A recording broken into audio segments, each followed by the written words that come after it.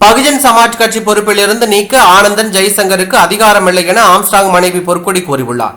பகுஜன் சமாஜ் கட்சியின் மாநில தலைவர் ஆம்ஸ்ட்ராங் கடந்த ஆண்டு ஜூலை 5ஆம் தேதி கொலை செய்யப்பட்டார். ஆம்ஸ்ட்ராங் கொலை வழக்கில் பொன்னை பாலு, ராமு, திருவேங்கடம், திருமலை, செல்வராஜ், மணிவண்ணன், கோகுல், சக்தி, சந்தோஷ், வழக்கறிஞர் Arul, Sivasakthi, Harikaran, Malarkodi, Anjalai, AIADMK councillor Haridharan, rowdy Nagendran, rowdy Pudur Appu, சிசிங் ராஜா உள்ளிட்ட 28 பேர் கைது செய்யப்பட்டுள்ளார்கள்.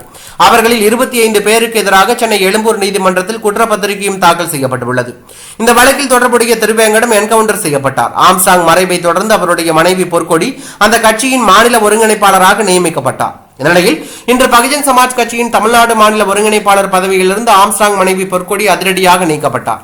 தமிழ்நாடு மாநில தலைவர் ஆனந்தன் தலைமையில் தொண்டர்கள், பொறுப்பாளர்கள் செயல்பட வேண்டும் என பகுஜன் சமாஜ் கட்சி மத்திய ஒருங்கிணைப்பாளர் ராஜாராம் அறிவித்தார். இந்நிலையில் இதுகுறித்து கருத்து கூறியுள்ள பொற்கொடி, பகுஜன் சமாஜ் கட்சி பொறுப்பில் இருந்து நீக்க ஆனந்தன் ஜெய்சங்கருக்கு அதிகாரம் இல்லை, சிபிஐ விசாரணை வேண்டும் என்பதில் ஏன் மாநில தலைவர் நடவடிக்கை எடுக்கவில்லை? ஆனந்தன் என் மீது அவதூறான செய்தியை திட்டமிட்டு பரப்புகிறார். கட்சியில் நான் வளரக்கூடாது என அழுத்தம் தரப்படுகிறது. தலைமைக்கு இதனை கொண்டு சென்று உள்ளேன். விரைவில் மாநில செயற்குழுவை கூட்டி நல்ல முடிவு எடுப்போம்.